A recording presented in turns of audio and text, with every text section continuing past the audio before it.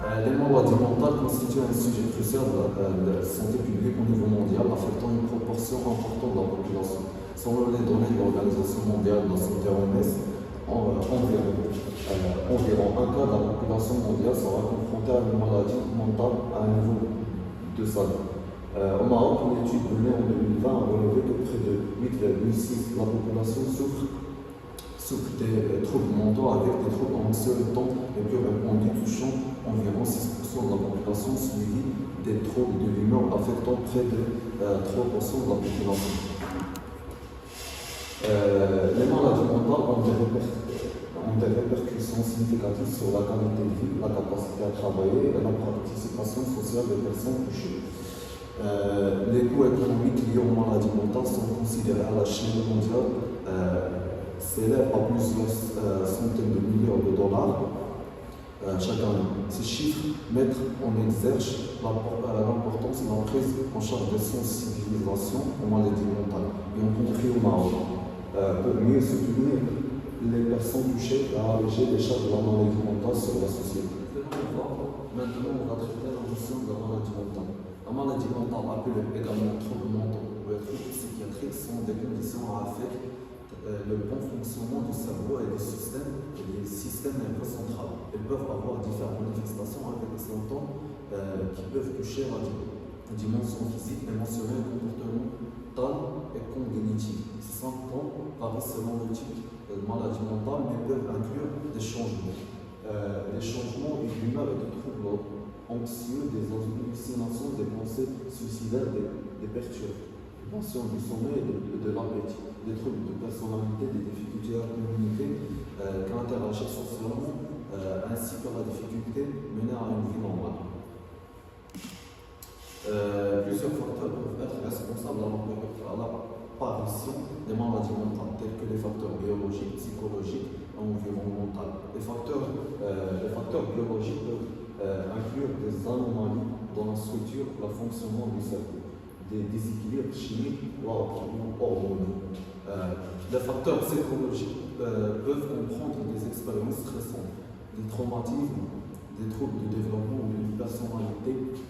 Des facteurs d'environnement peuvent inclure les événements traumatisants, un stress chronique, la pauvreté, l'isolement social, l'exposition à la violence ou à la toxicité. Voilà. Maintenant, en parlant des troubles bipolaires. Le trouble bipolaire, également appelé trouble affectif bipolaire, est un trouble mental chronique caractérisé par une fluctuation extrême de l'humeur, de l'énergie et de l'activité. Les personnes atteintes de troubles bipolaires peuvent éprouver des épisodes maniaques, hypomaniaques et dépressifs qui peuvent durer de quelques jours à plusieurs semaines ou mois. Les épisodes maniaques et hypomaniaques sont souvent suivis d'épisodes dépressifs majeurs, bien que certains patients puissent ne présenter que des épisodes maniaques et hypomaniaques. Après, on va parler des types de troubles bipolaires. On a 4 types. Le premier type, c'est les troubles bipolaires de type 1. Le trouble bipolaire de type 1 caractérisé par au moins un épisode maniaque qui dure au moins une semaine, ou des épisodes mixtes qui combinent des symptômes maniaques et dépressifs. Les épisodes dépressifs majeurs sont également courants dans le trouble bipolaire de type 1. Après, on va parler des troubles bipolaires de type 2, qui est caractérisé par des épisodes hypomaniaques, qui sont moins graves que les épisodes maniaques, mais qui durent au moins 4 jours, et des épisodes dépressifs majeurs. Le troisième type, c'est les troubles cyclotimiques. Troubles cyclotimiques caractérisés par des cycles récurrents de systèmes hypomaniaques et dépressifs pendant au moins 2 ans sans atteindre le seuil de gravité pour un diagnostic de trouble bipolaire de type 1 ou 2. Et pour le dernier type, c'est les troubles bipolaires non spécifiques, caractérisés par des symptômes bipolaires que ne répondent pas aux critères du trouble bipolaire de type 1 ou de type 2. Après tout ça, il est important de noter que chaque personne atteinte de troubles bipolaires peut présenter des symptômes différents et que le diagnostic exact peut être difficile à établir. Un diagnostic précis et une évaluation complète peuvent aider à déterminer le type de trouble bipolaire et à élaborer un plan de traitement efficace. Concernant les causes de troubles bipolaires, on peut le regrouper en 4 grandes parties dans les facteurs génétiques, biologiques, psychologiques et puis sociaux. Commençons par les facteurs génétiques. L'origine du trouble bipolaire a un lien avec le génétique, c'est-à-dire qu'il est héréditaire, car en effet, pour 2/3 des cas, les patients atteints de trouble bipolaire ont un parent ou bien une famille proche atteinte de trouble bipolaire, et il s'agit surtout d'un parent au premier degré, c'est-à-dire du père et de la mère. Et d'après les recherches, le risque pour un enfant né d'un parent bipolaire de devenir bipolaire à son tour est estimé à 20%. Et si ce sont les deux parents qui sont atteints de troubles, cet risque peut atteindre les 50%. Et concernant les jumeaux monozygotes, le risque peut atteindre les 70%. Donc passons maintenant au facteur biologique. Le facteur biologique, ça est une question d'hormones, c'est-à-dire qu'il s'agit des hormones neurotransmetteurs, ce qui veut dire les hormones qui sont responsables de transmission des informations au niveau du système nerveux vers les autres organismes ou bien dans le circuit cérébral. Donc, lorsque la dépression se présente, on observe une diminution du taux de la sérotonine et pour la manie, il y a une augmentation du taux de la noradrénaline, une augmentation du taux de l'acétylcholine. Et concernant la sécrétion de dopamine, elle est élevée pour les déprimés et pour les sujets maniaques, elle baisse. L'avant-dernier facteur est le facteur psychologique. Alors, le comportement, bien le trait de caractère d'une personne joue beaucoup sur ses risques d'être bipolaire. Par exemple, une personne qui souffre de dépression chronique a beaucoup plus de risques d'être bipolaire. Et pour les femmes, il y a ceux qui souffrent de dépression postpartum. Et on a aussi constaté que la plupart des personnes atteintes de bipolarité ont des difficultés à prendre des décisions, manque de confiance en eux, ou bien ils sont trop perfectionnistes. La dernière facteur est les facteurs sociaux. Donc, la vécu d'un événement traumatisant, ou bien le stress constant, constitue un risque pour une personne de devenir bipolaire, et cela peut importer les causes, par exemple des événements traumatisants dans le passé, c'est-à-dire des souvenirs d'enfance, la perte d'un proche, la fin d'une liaison, que ce soit conjugale ou bien amicale. À part cela, il existe d'autres éléments déclencheurs de la bipolarité, dans la consommation d'alcool, de tabac ou bien d'autres drogues. Il y a aussi le manque de sommeil, la survenue d'une maladie et plus spécifiquement les maladies thyroïdiennes qui entraînent des fatigues qui sont chroniques et accélèrent le rythme cardiaque et provoquent aussi de l'anxiété.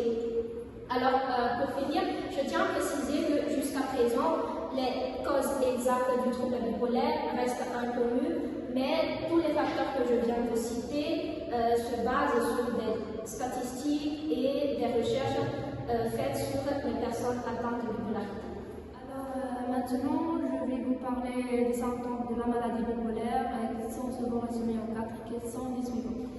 La manie, l'hypomanie, la dépression et l'irritabilité.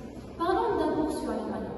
Après une recherche approfondie du concept ici apparaît que ce terme est d'origine grecque, mania, qui signifie la folie, la démence, état de fureur. C'est d'un côté, mais du point de vue médical, l'état maniaque est la phase positive de la bipolarité.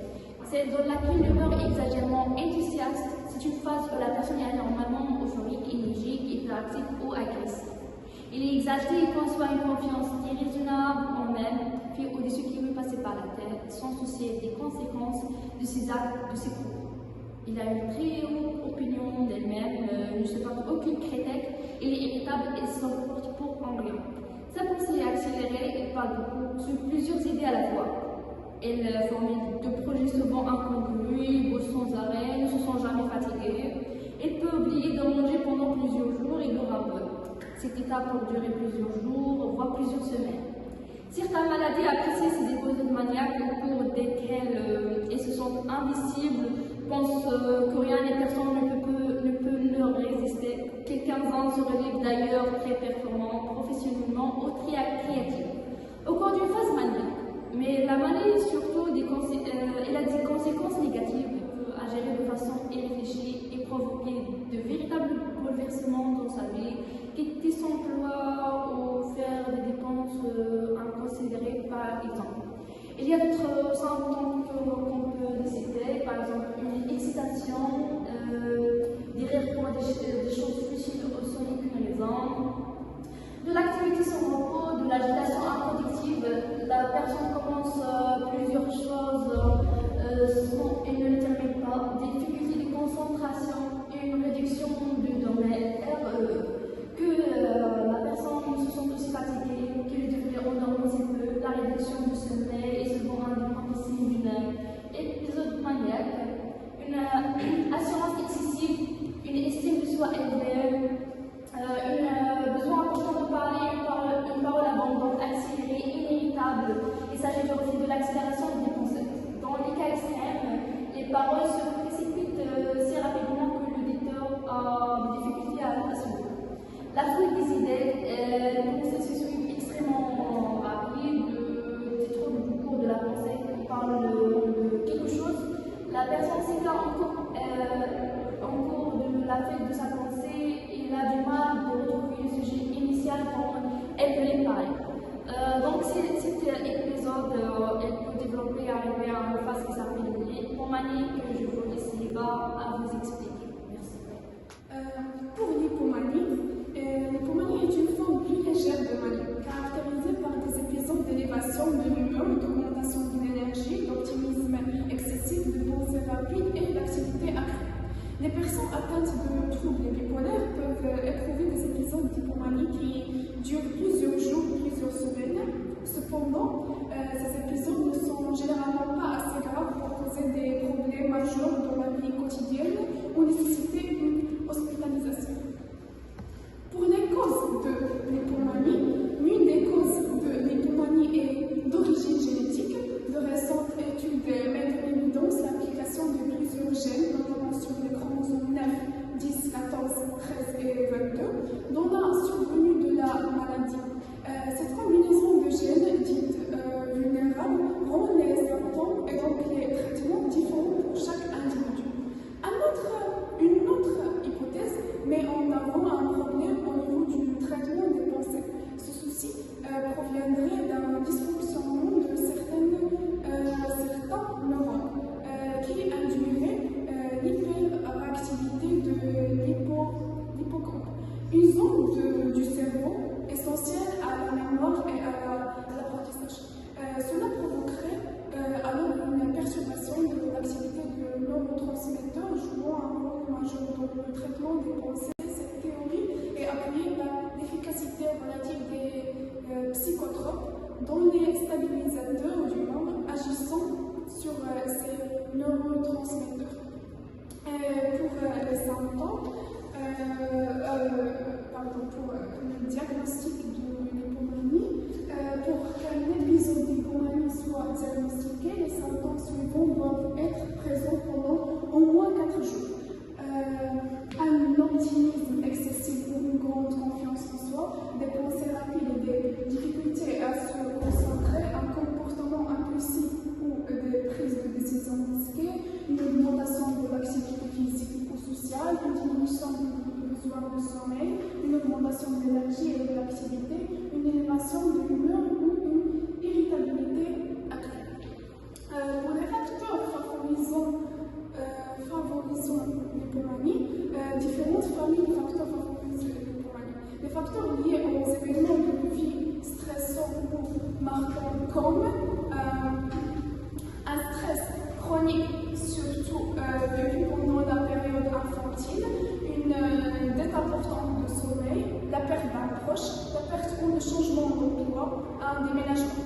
Les facteurs liés à la consommation de substances particulières, la consommation de cannabis au moment de la préadolescence ou de l'adolescence, la consommation de stéroïdes anabolisants, androgènes, AAS, puissants agents de pompe pour les athlètes. Lors d'une épisode mixte, il y a une alternance rapide entre un état dépressif et un état maniaque ou hypomaniaque. L'humeur est généralement très changeante, passant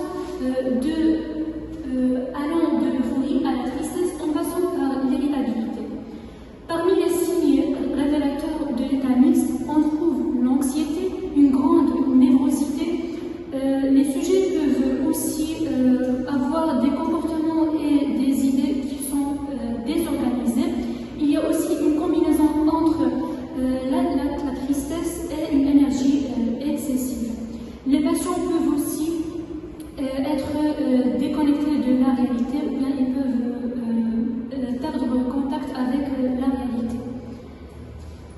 Les psychiatres estiment que cet épisode représente 20% de tous les états.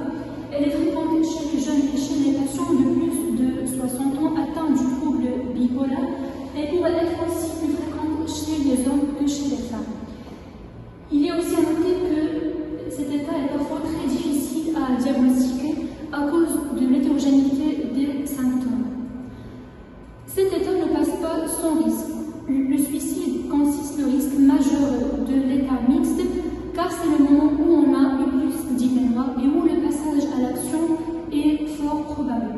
L'abus des substances toxiques et aussi des excitants n'est pas à négliger. Les troubles alimentaires comme la boulimie ou l'anorexie sont aussi à prendre en considération, ainsi que les troubles de sommeil comme l'insomnie. De ce fait, il devient très urgent de consulter un psychiatre. Sur le plan thérapeutique, l'état mixte consiste, la surveillance de l'état mixte consiste un élément d'orientation du choix de traitement. Pour une meilleure compréhension de tous ces symptômes, on propose de visualiser le graphe suivant qui illustre l'alternance entre les différentes phases. Il traite 4 catégories de personnes. Les personnes normales, les personnes atteintes d'une dépression unipolaire et les personnes atteintes de 2 types de bipolarité, la bipolarité de type 1 et la bipolarité de type 2. Commençons par la première catégorie de personnes. Ils ont généralement des changements d'humeur qui sont normaux et ils peuvent passer aussi par des moments de tristesse ou de dépression. Les causes derrière ces changements d'humeur brusques peuvent être la perte d'un travail, le décès d'un proche ou encore la solitude. La deuxième catégorie de personnes concerne ceux qui sont atteints d'une dépression unipolaire. Ils ont des épisodes de dépression qui durent longtemps avec des changements d'humeur normaux. Passons maintenant aux 2 types de bipolarité. Les personnes qui sont atteintes de la bipolarité de type 1, ils ont une période de dépression qui dure au moins 2 semaines, suivie d'une période de manie qui dure au moins 1 semaine. Enfin, on arrive aux personnes qui sont atteintes d'une bipolarité de type 2.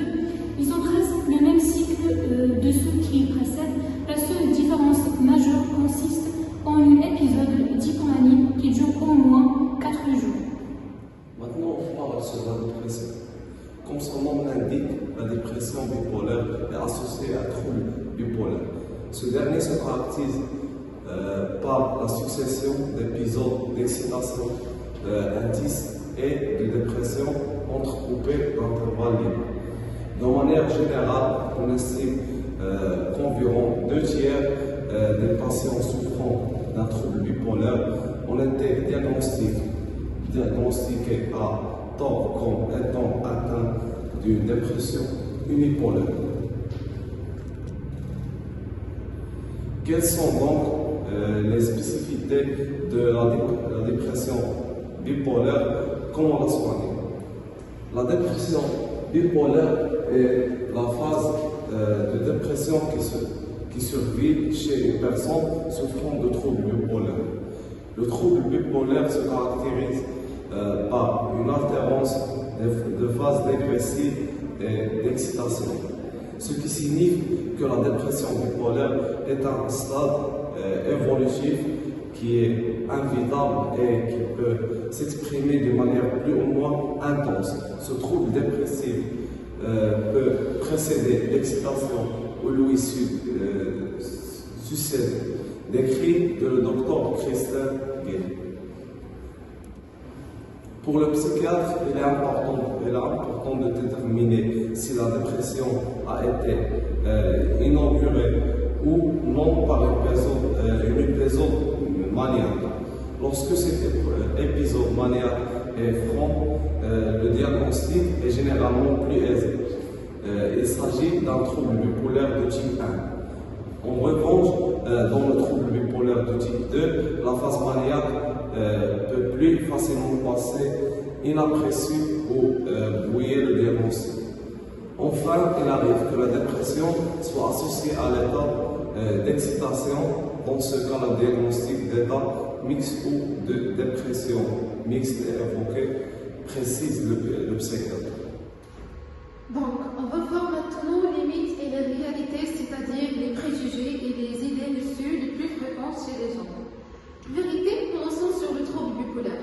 Bon, maintenant, vous savez, la plus grande partie de la population mondiale ne sait absolument pas ce qui est vraiment le trouble bipolaire.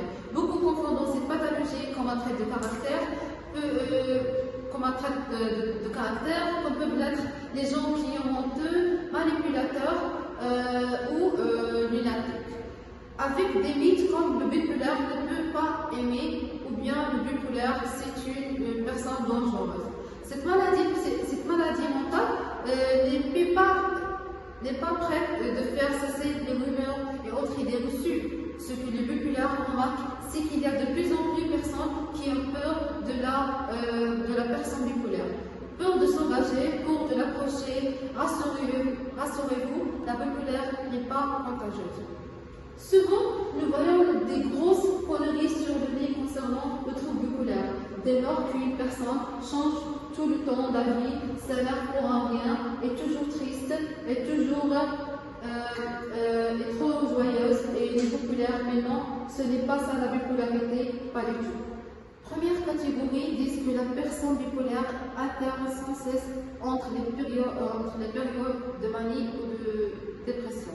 On entend souvent dire qu'une personne bipolaire change du jour au lendemain d'humeur, passant de la tristesse à la joie ou en quart de seconde.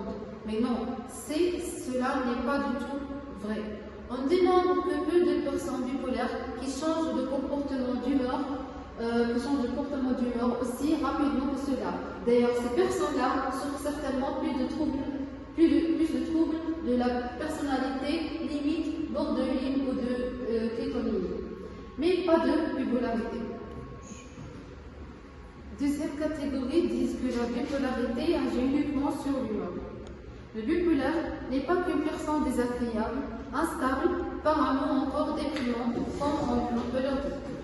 C'est une réelle maladie invalidante où la malade doit être suivie à vie et prendre plusieurs médicaments quotidiens.